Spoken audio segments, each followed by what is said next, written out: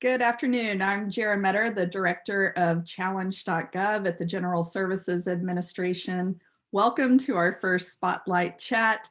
This event is part of a broader effort to scale and mature the use of prize competitions across the federal government. As we get started, I want to mention a few really important housekeeping items. Everyone is automatically muted, so if you have a question, please type it into the chat box. Questions shared during this event will be included in a post-event write-up that we will send out to everyone who has registered for this event. And we're recording this session and we will post it to the event page along with other resources that are important as part of this conversation. Also, we want to let you know that a link to the live captioning for this event will be provided in the chat window. And please make sure you're abiding by the TTS Code of Conduct throughout our time together. And we will provide a link to the Code of Conduct as well. We're really excited about today's conversation. Our goal for these Spotlight Chats is to share stories of success and impact from federal innovators who have affected change in their agencies through challenges and prize competitions. Today, we will hear from our colleagues at NIST on how they have created a legal framework for prize competitions at their agency. You know, too often our colleagues on the legal side of the house are not brought in early enough in the development process for a prize competition. This can lead to potential roadblocks in the process for executing your prize competition. I'm really excited for this conversation to hear how one agency has built relationships across innovation with their legal partners at their agency. We have a full agenda today, so let's get started. I'd first like to introduce the folks from NIST who will be participating in this conversation. Jeremy Glenn is a Presidential Management Fellow serving as a prize and challenge specialist in the Public Safety Communications Research Division at NIST. In this role, he designs and manages all aspects of prize competitions to advance PSCR's mission to further communications technologies for first responders. Jeremy is a licensed attorney and a U.S. Marine Corps veteran. Next, I'd love to introduce Craig Connelly, also from NIST. Craig joined the Public Safety Communications Research Division's Open Innovation team in July of 2017. He serves as the prize and challenge specialist, and in this role, he manages internal and external research and development, communications, legal, administrative, and procurement resources to design and implement prize competitions and challenges to advance PSCR's mission.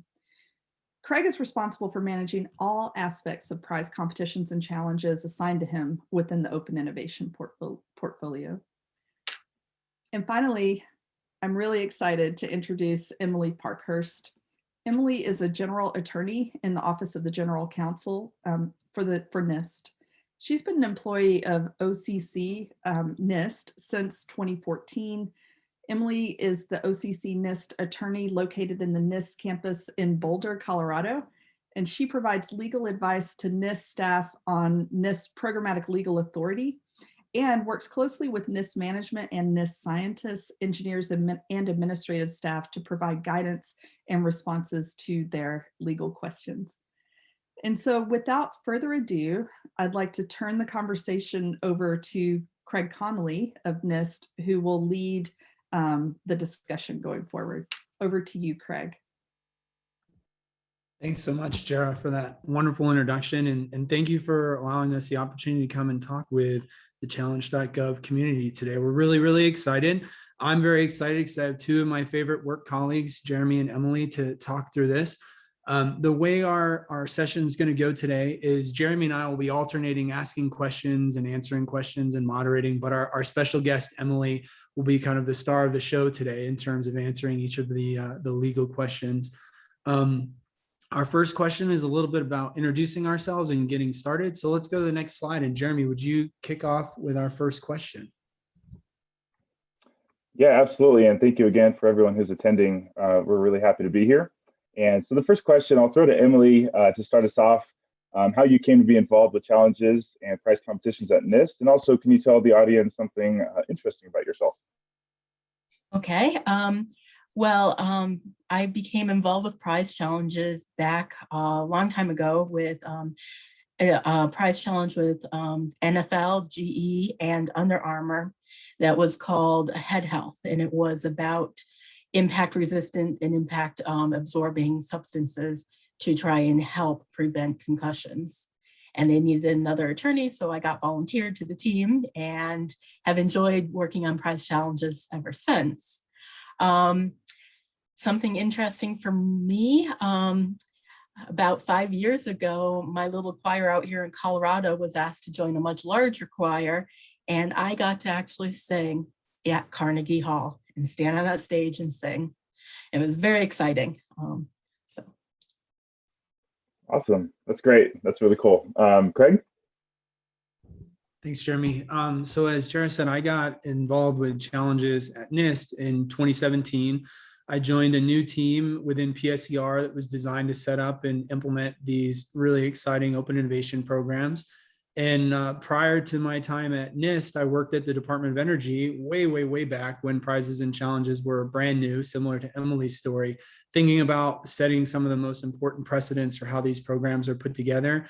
And just really excited to have kind of be one of the old folks, if you will, that's worked on prizes and challenges and share some of that experience with the people who joined the session today.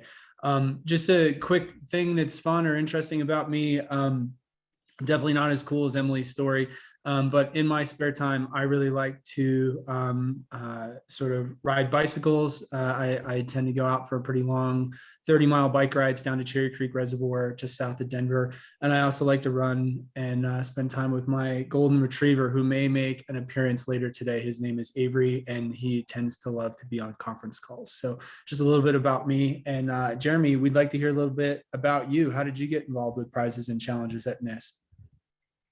Yeah, thanks. So you heard just a second ago in my background that Jarah shared.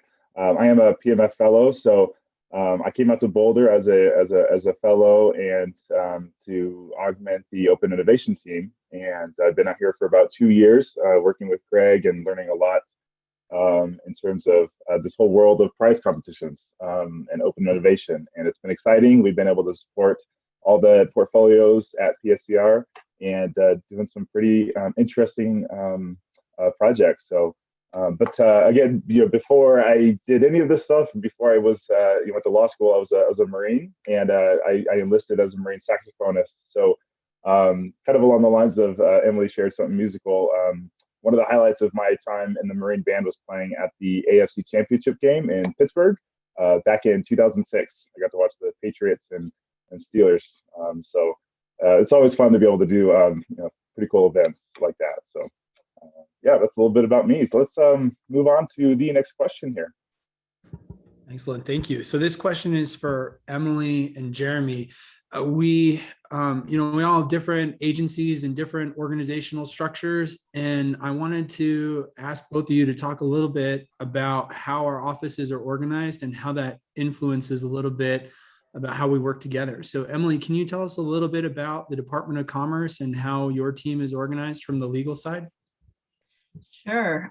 So the Office of General Counsel is within the Office of the Secretary for the Department of Commerce. And so we are part of Department of Commerce. I'm not actually a NIST employee, I'm a Commerce employee, which matters sometimes. The Office of General Counsel is divided into different offices and divisions. Some are subject matter specific, such as like the Contract Law Division or the Financial Assistance Law Division. Others are more like in-house counsel. And I'm in the Office of Chief Counsel for NIST. So I'm basically in-house counsel for NIST. So I'm bureau specific, and we provide advice on programmatic legal authority. Did Congress give you the authority to do X, Y, and Z? And we're the first step for asking for legal advice for NIST. Office of Chief Counsel for NIST is located in the Gaithersburg campus. Except for me, I'm the Boulder attorney, which is a newer position about 6 years ago. And so I'm the entire Western contingent of the Office of Chief Counsel for NIST out here in Boulder, Colorado. Emily, we're certainly lucky to have you deployed to the field, but can you talk a little bit about how unique that is in terms of a setup that's maybe a little different than some of the other agencies that are on the call today? What's it like being kind of a headquarters attorney advisor stationed out in Boulder with the team at NIST? Well, I know many agencies are organized very differently than NIST. I used to be with the Department of Interior before I became an attorney with the Department of Commerce. Being located right on campus with the client assists me in many ways. Before COVID, before we're all working from home, I had the benefit of people walking by my office and seeing my name and thinking, oh, I should probably ask the attorney this question, stopping in my office and asking the question. So by being right there on campus, people felt more comfortable coming to me because they saw me every day, but also I was right there. So it wasn't difficult to come and seek advice from me. It's been a little bit more difficult now that we're all in our own homes. And on that note, I also have a cat, and his name is Van Noy, after Kyle Van Noy of the New England Patriots, and he may join us. He gets more excited about grants and cooperative agreements than challenges, but if he does get excited, he might be joining us. So fair warning. Well, after a few more years of working on prizes and challenges, I'm sure he'll change his mind about how exciting they are compared to grants and financial assistance agreements, for sure. Jeremy, same question to you. Can you talk a little bit about how NIST is organized from the CTL, PSCR, and PSCR OI team perspective? Yeah, definitely. So on the program implementation side, so here we have just a chart that we have to explain usually when we give presentations for PSCR, but obviously NIST is an agency under the Department of Commerce. NIST consists of multiple labs, and we happen to be under the Communications and Technology Lab. PSCR stands for the Public Safety Communications Research Division. So we're focused on our stakeholders, the law enforcement, EMT, and fire, public safety first responders. And the Open Innovation team augments the research done in PSCR by providing that the other authority to do open innovation challenges, bring in the community, expand the research community, in addition to our grants and internal research at PSCR. Thanks for that, Jeremy. And I know, our working relationships and how our offices are organized really impact the way we work together. So I hope this background's helped the audience kind of understand a little bit about how we're each organized and how we work together. Let's get into the next question here and kind of get into the main focus of today's discussion. Jeremy, you want to start off with this next question here? Yeah, great. So I'll throw this one to Emily as well. How do you work together to implement prize competitions? And just want to say on the screen there, we've added an example of a responsible, accountable, consulted, informed matrix. Again, just a tool, an example of of roles and responsibilities matrix tool, since it can be confusing if people don't understand their roles in these projects. So Emily, can you talk about how these tools have helped us and how we've worked together as project managers and legal counsel? Yes. So PSCR has come to me several times while they're developing workflows like this one. So I've had a chance to actually look at the workflow and provide any input. And as they're going through the process of a prize challenge and other workflows with other offices, PSCR has been very good at keeping me apprised. For example, if they are working with the office having to do with Privacy Act, or the office having to do with Human Subjects Protection Office, so that I'm aware of that when questions come in later on. I know which offices have already been involved. So this is on the screen is an example of a workflow type situation of who's responsible for what. And my office got to actually have input while it was being, similar examples were developed. Right, Jeremy? Yeah, that's perfect. Craig, do you have something to add to that? Yeah, I would add that, none of the work that we do on these programs gets kind of completed in a vacuum. It really is all about teamwork. And in 2017, when our team started to develop our standard operating procedure about how these workflows would occur, what would be some of the key documentation that would be exchanged, we really almost started from scratch in some ways. There really wasn't a lot of workflows that were predetermined outside of kind of controlled correspondence. That was one area that was really well documented and understood as to how to get the director to sign different things. But what they were signing and what we would be working on together, specifically with Emily and the legal team, was still a little amorphous. And I look back on the first few programs that we worked together on, Emily, and how far we've come in this collaboration. When we talk about different templates by their numbers, the 8.1 versus the 3.2 versus the 3.4, those things seem like shorthand to us now. But when we first started talking about those things, there was a lot of opportunity for miscommunication and confusion and those sorts of things. And we've sort of built an entire system that outlines those roles and responsibilities, who's accountable for what template, who should you consult with on each template. And working collaboratively has really been the key to success, I think, in setting up this whole system that we have, so that now we can all talk in shorthand. I know Jeremy joined the team a little bit after me, but Jeremy, what's it been like to kind of come in on the latter part of that process and be able to use all these shorthand terms and communicate? How's that been different from maybe starting from a position where it's unclear? What are we all talking about? What's actually got to get done, and how does it get done? How does that change the way you've been able to work on this team? Well, I know this is focused on the legal side. So when we talk about SOP and templates, we're going to talk to Emily, but I do have to mention, Craig is the father of PSCR's Open Innovation SOP. And so I definitely appreciate you tilling the ground. And when I came on board, basically we had, run a handful of challenges, and we were gearing up to really start pressing into it. And we've been able to do that. So I'm happy that I was able to come and help with that effort, and happy that I kind of missed that the initial getting ramped up. So both of you can speak to that. I'm looking forward to hearing a little bit more of how that happened. So let's move on to the next question here. Before we move on though, Jeremy, I wanted to add that it's a team effort in both designing it and keeping it up to date. So it's not just me or you or Emily or any one of the individuals on our team. We really have a very talented team that has lots of different perspectives. That's really added to and enriched the SOP over the last 4 years from the first version.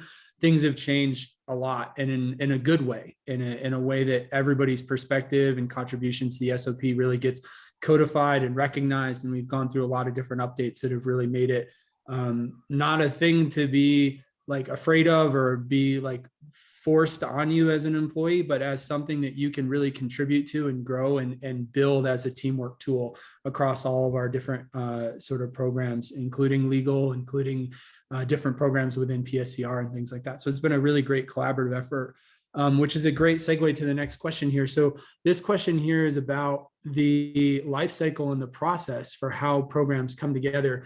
And some points of collaboration with legal are more critical than others. So we've included kind of our 10-stage diagram here, which represents the life cycle for a prize and challenge program within our group, the PSCR Open Innovation Team.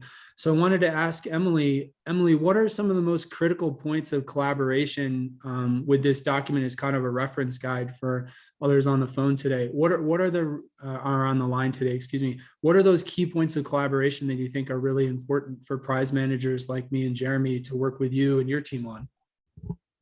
Well, looking at this particular chart, the biggest is in the build challenge. So right up front during the design phase, reflecting back on what Craig had said on SOP, and he threw a lot of abbreviations at the group. But for the templates he was talking about, and what my office was able to do was look at the statute and help interpret what had to be signed off by the director. We have delegated authority down from the agency head to the director of NIST to sign off on things like insurance determinations, and if the price challenge is over a certain threshold, et cetera. And so some of the templates were born directly out of what's required in the statute.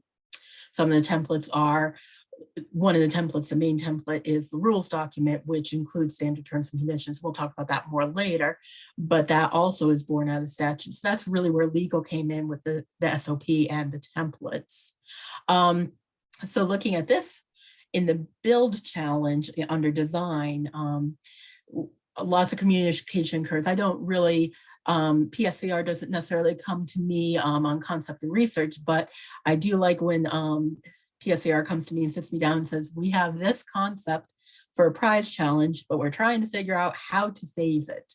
Or we're trying to figure out, can we do this in one step? Or if there's multiple phases with multiple groups that are competing for different prize challenges, how do we conduct this? And so that sometimes I'm involved in that type of discussion. But usually it's questions that come up while the rules document, which is based on a template, is altered and changed and amended to fit that particular prize challenge. And then legal review of the rules document and any other templates for things like having the insurance determination, etc. After the rules document and at launch, then communication is most important. And so PSCR comes to my office if they're having trouble interpreting a rule, or if there's a question that has come in that has caused them to want to interpret a rule differently than they had been interpreting it, or language in the prize competition, or if they think that something needs to be amended, or if another attorney representing one of the competitors is asking questions. Always get your attorney involved if you have another attorney out there asking questions, right? So that's usually where I'm involved for interpretation and assistance with any amendments after launch. Emily, thanks for that detailed response. I know as a prize challenge manager, sometimes it's hard to know, like, when should I really reach out to my legal counsel? And I think some of those examples that you mentioned are really good examples for all of us to keep in mind as to when we should really pick up the phone or shoot you an email or set up a time to talk. And those are all really good examples throughout the life cycle. I wanted to also kind of reflect on the programmatic side. So Jeremy, can you emphasize a few really important points of collaboration from your experience working with Emily and the team on different prizes and challenges? Yeah, absolutely. And I'll echo Emily a little bit here because, getting her involved earlier in the design phase when there's not necessarily a legal question, but to say, hey, can we put this on your radar? Let's talk through it. I know Emily likes to hear about the technology as well, not just the legal steps to take. But I think what undergirds everything is really that communication, and you'll hear that throughout the program today. But the building the trust, building the relationship early on, and then having the point of contact. Emily's on our campus out here in Boulder, and we're able to send her questions, have meetings in person. It helps when we're able to do that again. But in terms of this process, again, like starting early in the design phase, obviously, up through launch, having a liaison with the senior leadership at the agency, having, being able to check all the boxes, and then, when we run the challenge and we're working on awarding, there's always questions that come up, and sometimes there's the unique things in our programs, and it's to our benefit as prize managers to reach out to our legal team early and often. When strange things come up, a unique question, we have to go back to the language and the rules or even the regs. It's an important thing to have that attorney there that you can reach out to. It's also an opportunity for our legal counsel to step in and help us find solutions to, again, these unique aspects of our programs. And we can't say enough about Emily and her team, whether it's IP issues or whether it's the contestants not being happy with the results or prize award money kind of process issues. So any of those, all of the above, sometimes strange things come up and we go straight to Emily, and it's a helpful collaboration team that we have here at PSCR. Yes. Thanks for that, Jeremy. Just a quick time check for our panel here. We're a little over halfway through, so I know that we're about halfway through the questions, but we'll keep working towards the clock to work through everything. So Jeremy, let's transition right to the next question.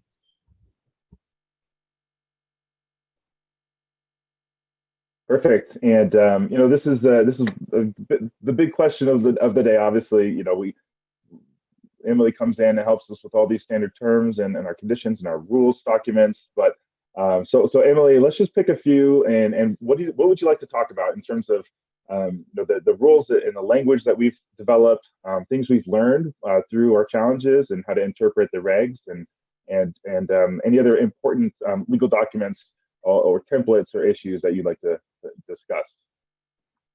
Okay, well, our rules document has a very large section that we use as standard terms and conditions. Most of that is born directly out of what the Statute for America Competes Act says. But some of it is actually borrowed from other agencies, because my office has consulted with attorneys in other agencies to see what they do to figure out their rules. And we've evolved over time with the standard terms and conditions. So we have sections about, your submission cannot affect or hurt the NIST systems if it's, software or whatever. We have, of course, the section on insurance, because that's required. We have sections on, not taking NIST IP or not using our logo. So very NIST specific, required under our programmatic authority and what we're allowed to do. But today I'd like to talk about one of the stickier issues, which is intellectual property under the America Competes Act. Now, here's my caveat, because I'm an attorney, so I'm always going to have, the caveat. Everyone's agency's counsel is going to interpret the statute differently. So what I'm talking about today is how my office has interpreted the America Competes Act as it's applicable to NIST. And that also takes into consideration NIST specific authorities too.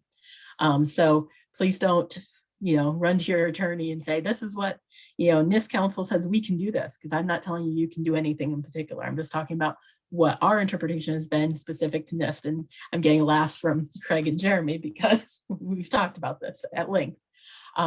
So for intellectual property, the America Competes Act 3719 at J is very specific that the federal government is prohibited from acquiring intellectual property rights from the competitors.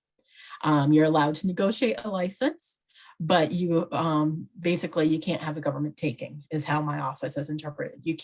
We do not allow NIST to have the rules a requirement that a competitor hands over their intellectual property right in order to compete. And so that's actually one of the main terms and conditions in our rules is that, and I'm going to read it right for you, any applicable intellectual property rights to a submission will remain with the contestant. And so all of our intellectual property language flows from that. It's supposed to remain with the contestant. Now, in order for a prize challenge to actually be conducted, the judges will have to evaluate the submissions. And so we reserve a right in the IP section or submission rights section of the rules to grant NIST the authority to evaluate submissions. We also want to publicize that we're conducting this prize challenge and be able to publicize who the participants are and who the winners are. I mean, that's a component required under the statute. This cannot be something that's closed door. It's supposed to be public, right? And so we have a section reserving the right for NIST to publicize who are the participants and who are the winners. And then there's another section in our rules that we call the demonstrations license. And that allows NIST a very, very limited license to demonstrate a submission.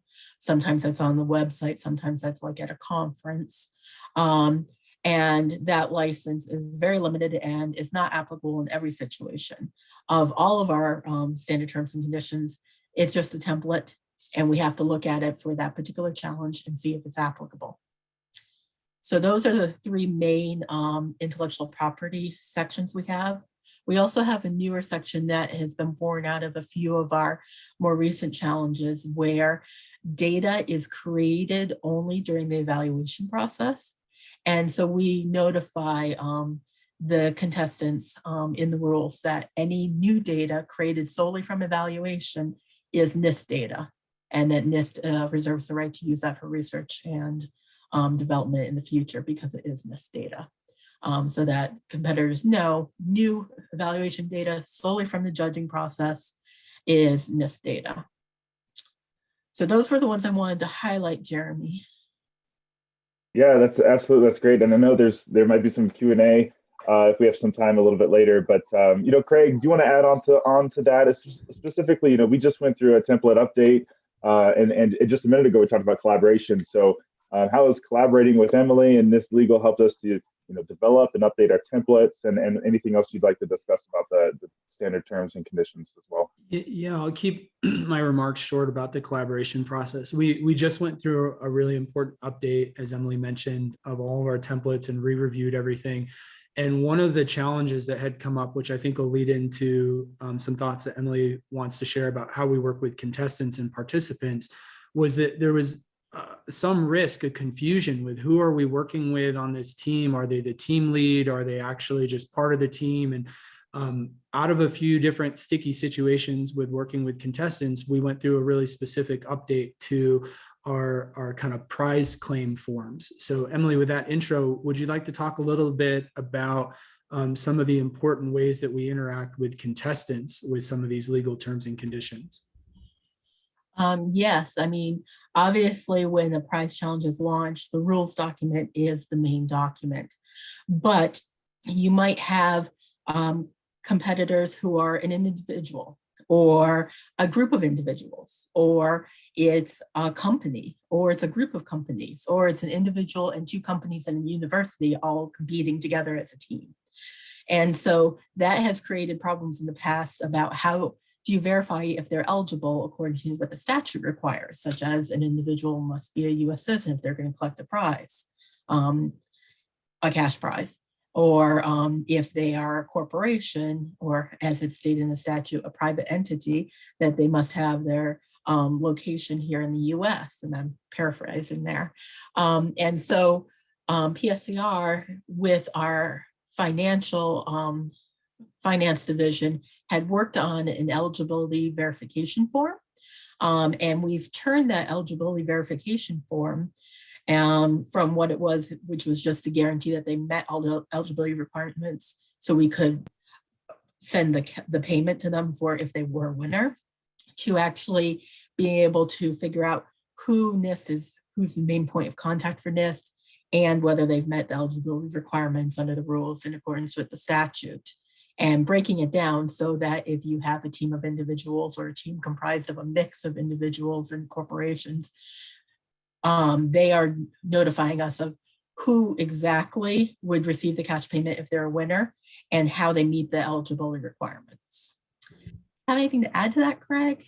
I was going to say, I wish we had some more time for a story, but this documentation is so important. We had one instance come up where there was a founders fight between two founders of a small company that had entered one of the programs, and they were actually caught up in some litigation between the two founders. And the documentation that we created as part of this claiming form was very important to that litigation. So the type of documentation might seem trivial, but when problems come up like that one in that story, it's really important to have good documentation. Exactly how was the prize claimed? Who claimed the prize?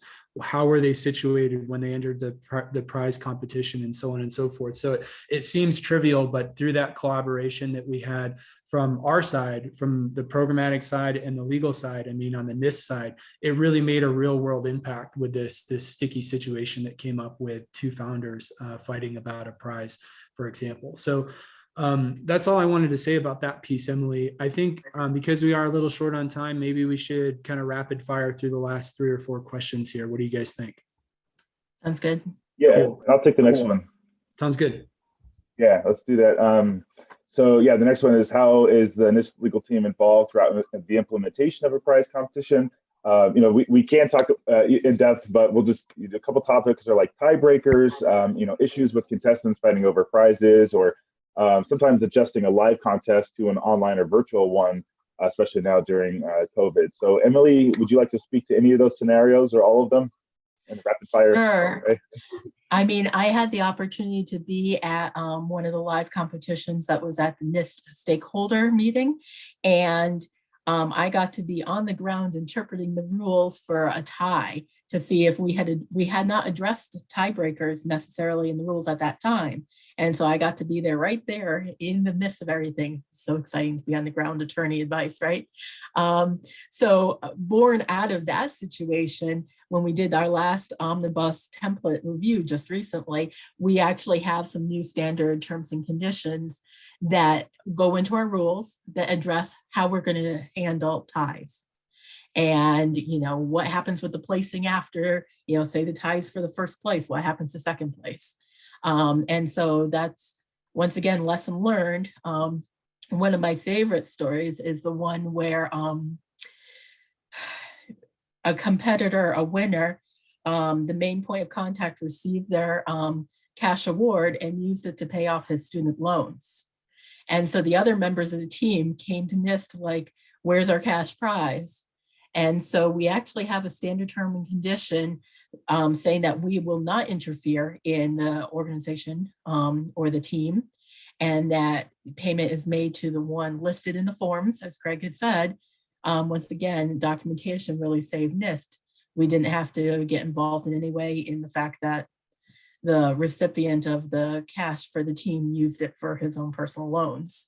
And then, so not only for interpretation, but coming to NIST legal, often for situations like needing to amend the rules, which has happened quite a bit during this COVID time because we had a lot of live competitions. We have currently right now an unmanned aerial system, in other words, a drone competition, and it was going to be a live testing and evaluation.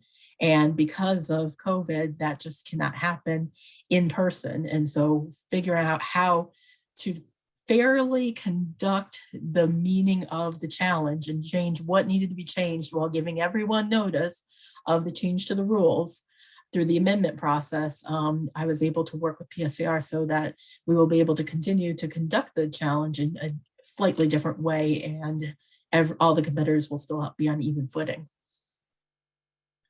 Yeah, exactly. And that does lead right into the next question. I'll hand it off to Craig.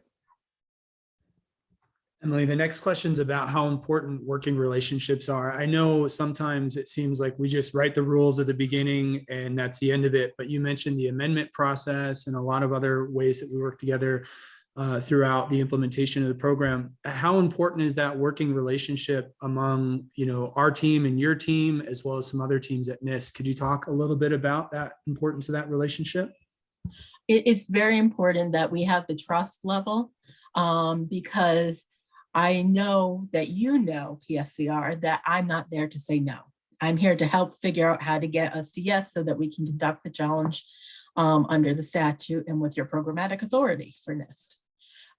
And so that is the basis of our relationship, is that you don't have to avoid legal because you're thinking legal is just going to say no. We're going to figure out how to get there. It might not be in the way that PSCR originally envisioned it. It might take longer, but we're going to figure out how to get it done. So I think trust is one of the number one things. Communication is another.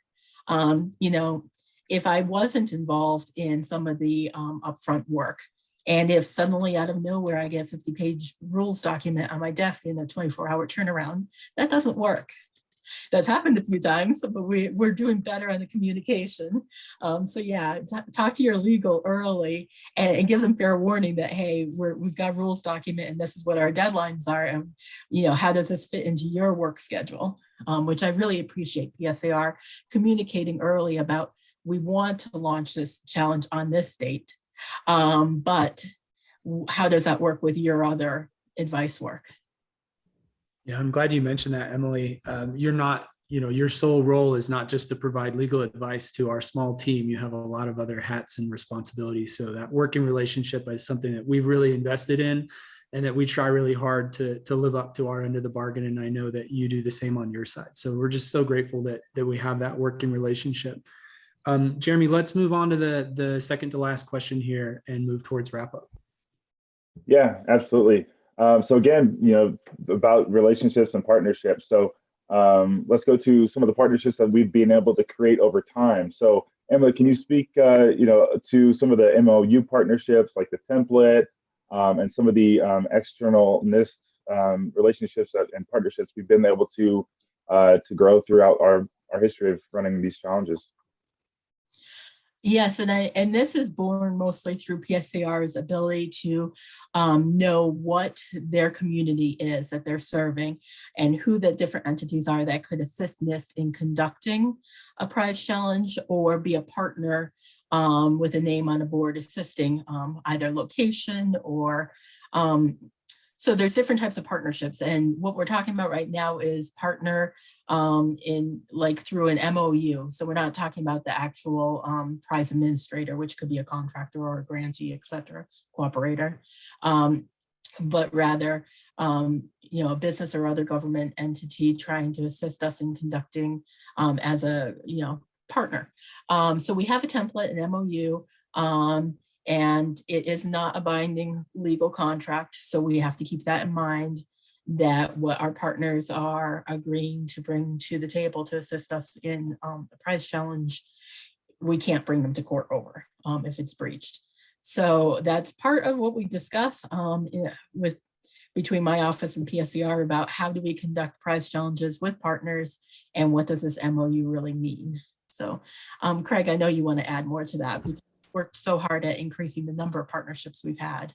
Yeah, briefly, I'll mention that, there's a lot of, the reason we added this to the legal discussion is there's a lot of like ethics rules and gift rules and other types of legal rules that come up whenever we talk about a partnership or a co-sponsorship of a prize challenge. And Emily mentioned a few of the legal terms that are in the Competes Act around being a prize administrator and what does that mean. But the legislation is a little loose in terms of what it describes as being able to partner with outside organizations. So we've been able to really specify what does that mean for NIST. And we use a standard terms and conditions sheet that's included in this MOU that explains that they're not allowed to fundraise to meet their pledge to NIST. They can't go out and host a fundraiser because that would look weird if you're raising money for a government style program, right? There's really specific things like that that are in that MOU template that protect NIST and our reputation for science and excellence and independence, right, of influence from outside organizations. And those are things that were really important to us when we worked together with Emily and one of the other attorneys on their team to really design this very flexible memorandum of understanding, partnership and co-sponsorship agreement that we've used successfully probably 30 to 70 times, I think, over the last 2 years to really make it easy to partner with outside organizations. And some questions have come up throughout the process, but it's really worked well to be able to cement and formalize partnerships as we launch programs or implement programs, and outside organizations can really support, but in very specific ways, support without causing legal or ethics or other sorts of challenges to our program. So we could probably do a whole session just on how that part works. But those are my brief comments on that. Jeremy, would you mind kind of wrapping up with the last question here before we turn it over to Kat? Yeah, absolutely. Yeah, hopefully we can get to a few more of the community questions. So Emily, just real quick, what are some of the lessons learned? And I say real quickly, but we've learned a lot of lessons. But from your experience working with NIST and PSCR, what are some of the most important pieces of advice for those considering future prize competitions? Well, from our perspective, I think one of the most important things is, and PSCR is really good at this, the authority for prize challenges is not a procurement authority. So this is not, as a way around the FAR, and it's not the same authority for grants and cooperative agreements. It is something other. We are not paying someone for a benefit to the government. And so when we've started way back when about creating these templates and creating the rules, that was one of the main things we spent a lot of time discussing was, what is the purpose here? And what does NIST get out of it? Because it's not procurement. If I could give any piece of advice, go to your attorney early, particularly if this is going to be your first prize challenge. Allow them the time to get up to speed on what the authorities you have for prize challenges, and whether it's the America Competes Act, and help, work with them as you're developing the rules, because there's nothing more difficult than, throwing a 50-page document at your attorney and expecting them to be able to come up to speed on the law and on what the program's goals are with the prize challenge. That's great. Craig, any thoughts to wrap up this part of the discussion? I wanted to agree with pretty much everything that Emily said. The one thing that I would add is to leverage resources, right? This is a dynamic and growing part of the government. There's lots of agencies with lots of previous experience. If you're starting from scratch and you're starting from brand new, that's probably going to be the hardest way to get started. Really leverage what other agencies have done and work collaboratively with your legal counsel so that they can interpret, what NIST has done or what other agencies have done and put their own spin on it, right? They will appreciate not having to start from scratch and seeing what other agencies have done, but they will want to make it fit with their own culture of their organization, with their own interpretations. So it's a delicate balance of not forcing, this is what somebody else did, let me do this, with this is how someone else solved this problem. Why don't we both take a look at it together and come up with a way that we can solve a similar problem at our agency and make it collaborative from the start, I think would be my advice on this question. Yeah, I think I just sum it up as this is not a one size fits all. So, work with your team. NIST had particular issues and questions that come up through the challenges that we are trying to implement, and we were successful in doing that because we had that relationship and the trust built up with our attorneys. In my previous life working in OGCs and general counsel's offices, they are not all scary. We want to encourage you. Maybe putting our faces out here today helps with that confidence to just go in those offices or send the emails or build those relationships, because they're nothing but beneficial. Getting to know Emily in the work environment, also virtually at home right now, it's just a benefit all around to help our efficiency and help our end products. And so again, just thank you to Emily and Craig and for sharing on this panel. So it's been great. So I'll throw this back to the Challenge.gov team.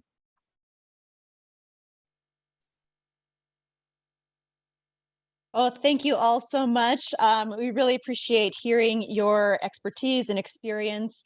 Hello, everyone. My name is Catherine Kemp. I'm part of the Challenge.gov team and supporting the Challenges and Prizes community of practice. We're so grateful for Craig and Emily and Jeremy to take the time to share. So when we had during your registration process, we invited community to submit questions. So we will go through the questions submitted in advance through registration here. Other questions that submitted through the chat, we encourage you to put more questions into the chat. We will follow up with those questions after the event through follow-up materials, including sharing any other links or resources that our colleagues at NIST are willing to share with each of you. But to get started, a community question, this comes from Eunice Greer at the Department of Education, that she and her team are working and exploring using a request for information to generate feedback about specific elements for a prize competition. We've seen a number of agencies using RFIs in this way before launching a prize competition. Do you, panel, have any best practices for what is acceptable to include in an RFI? Thanks, Kat. I'll take this first question. NIST has probably a different history with using RFIs than a lot of other agencies. We have a lot of other tools in the toolbox that we tend to use more prevalently, just based on the history of the agency and how the agency is set up. We're also exploring using an RFI, and some of the things that we used or that we were thinking about using in an RFI were specifically around assessing kind of performance baselines. So I'll give a very specific example. Emily talked about our unmanned aerial systems challenge, and our technical team had a question about, like, well, how long can a drone or a UAS fly? Like, what's normal for that? And we did a bunch of research, but we wanted to validate that research and come up with a very specific baseline performance number. Well, based on the RFI responses, a drone can fly for 37.5 minutes or something like that. And by using the RFI tool to inform what some of the thresholds might be for performance in the rules, those are some of the early experiments that we did with exploring how we could use an RFI to collect information from the broader community and use those inputs in determining internally what some of the performance thresholds should be for our first UAS challenge.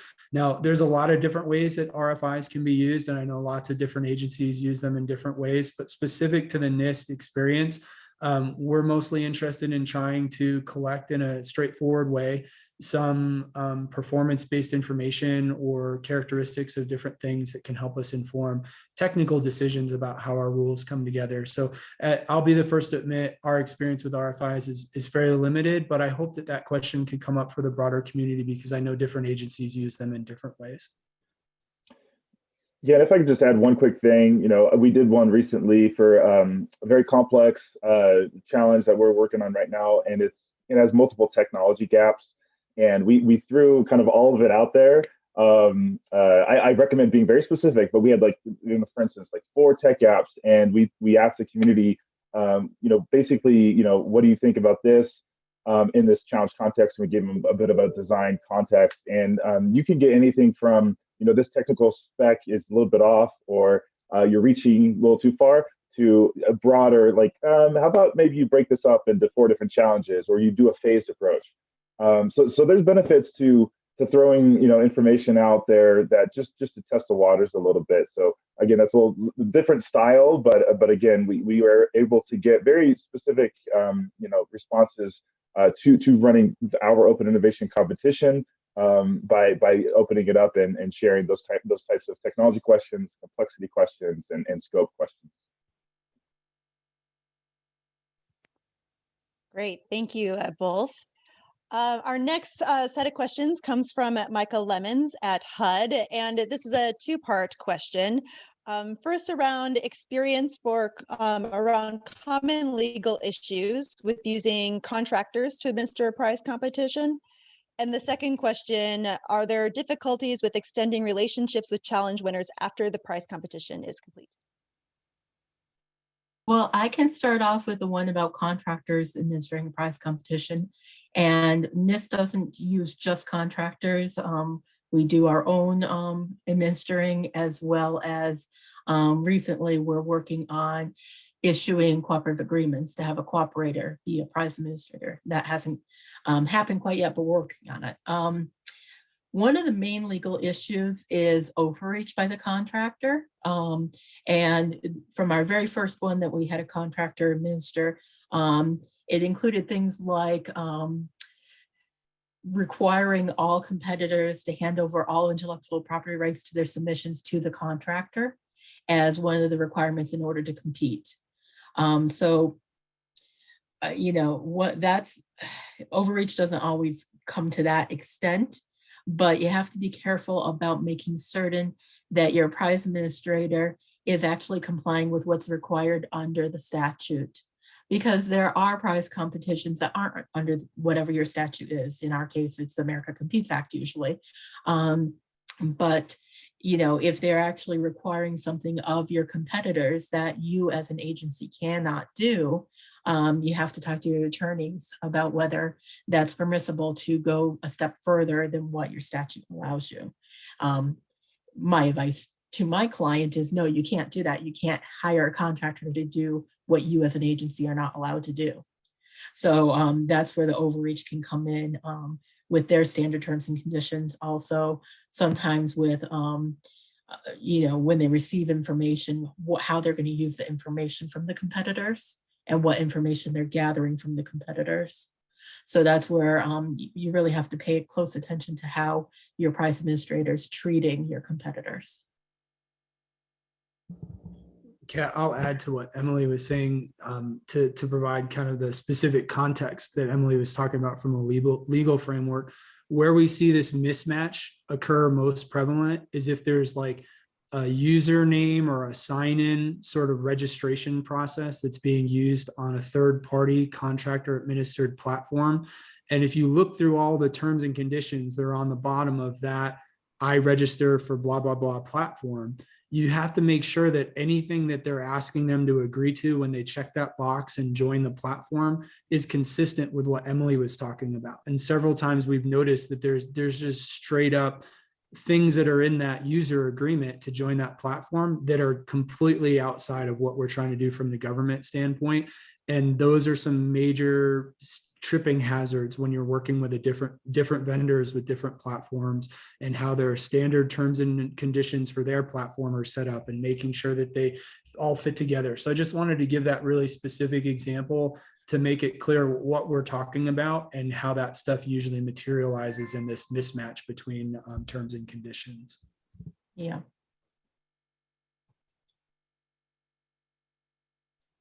I think the second question, are there difficulties in extending the relationship with challenge winners? My office and PSCR spent a lot of time when we first started doing prize challenges talking about whether there's a way to require challenge winners to get into a contract or a grant or cooperative agreement or other form of legal agreement with NIST if they're a winner. And under the statute, you can't do that. My office has always said you can always negotiate a license after the fact. You can negotiate, under those specific rules for a contract or a grant or cooperative agreement, depending on what your authorities are. But you can't require it to be a component of competing, that they must agree to that if they're a winner. So I'm going to hand this over to Craig and Jeremy about, have you had difficulties when you wanted to have a follow-on agreement or license with a winner?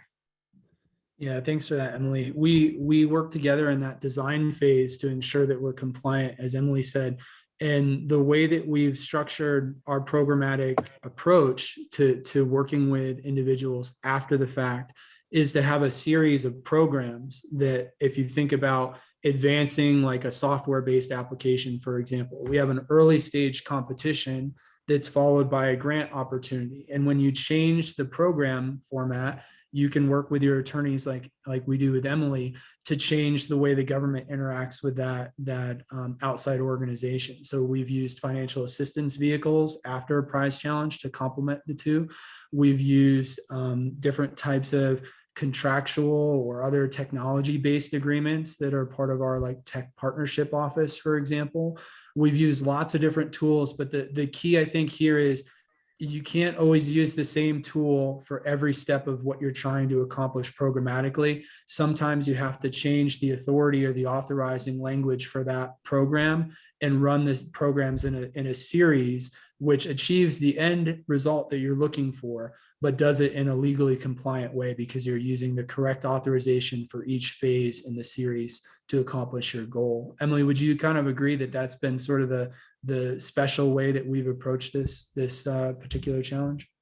Yes, and the brainstorming at the start over which direction you want to go and where the end result is has always come from the perspective of, there's a gap in technology, as Jeremy had said, or there's a particular area where our first responders are not getting technology to move the way they need it for first responder use. And so the follow-on contract or license or cooperative agreement is along the lines of, we still need to keep moving forward in that technology area, which was the whole purpose of the prize challenge.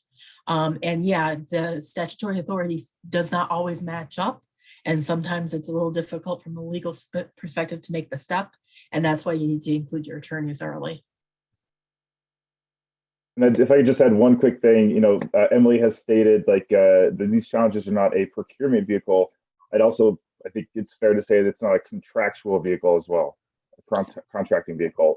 So it might be tempting for technology leads or researchers to come to you and say, hey, can we partner with these contestants? They've got a great submission. I like their technology. And it's no, the prizes can't have any conditions, and it's a one and done thing. And then we can talk to them afterwards.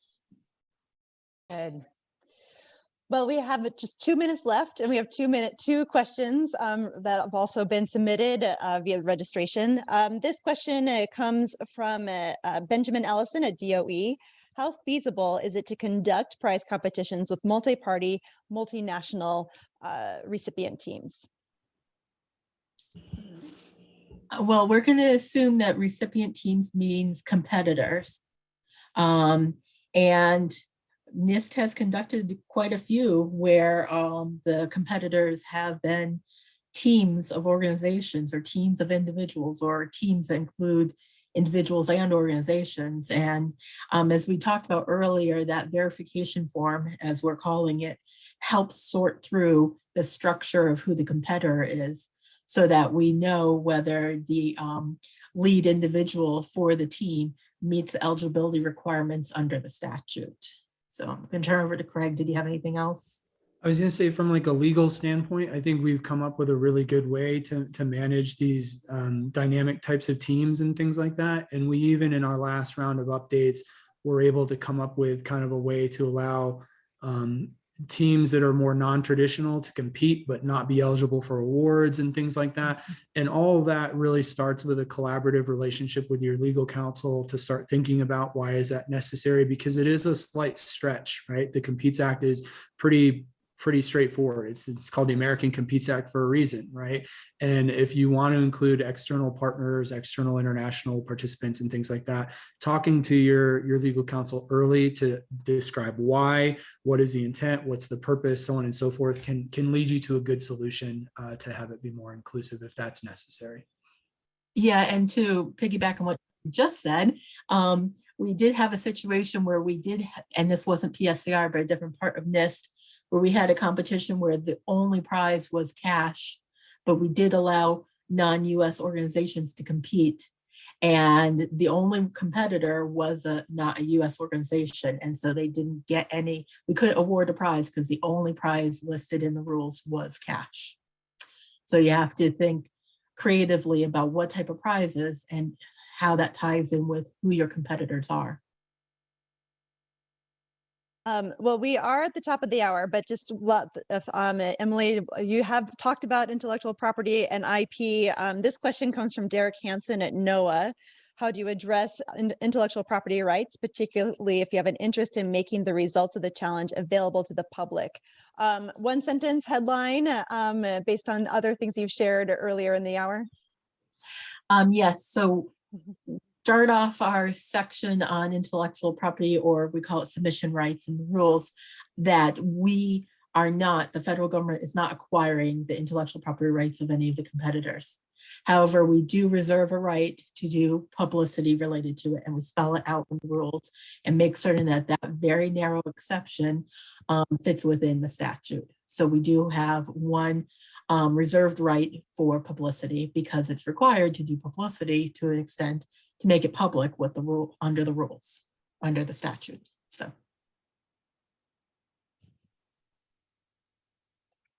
Perfect. Well, thank you all so much, Emily and Craig and Jeremy. We really appreciate your time and expertise today. For those of you participating, we really appreciate your questions. We will be responding to questions that you entered in the chat and follow-up materials. They'll be emailed to you and posted on the event page. Please complete the feedback survey. The link is in the chat. We'll also be sending out an email with the survey link. And if you are not already a member of the Challenges and Prizes Community of Practice, you are warmly invited to join us. We hold office hours twice a month, and you are welcome to bring additional questions and build on the expertise and the wisdom of the community there. Thank you all very much, and have a great rest of your day.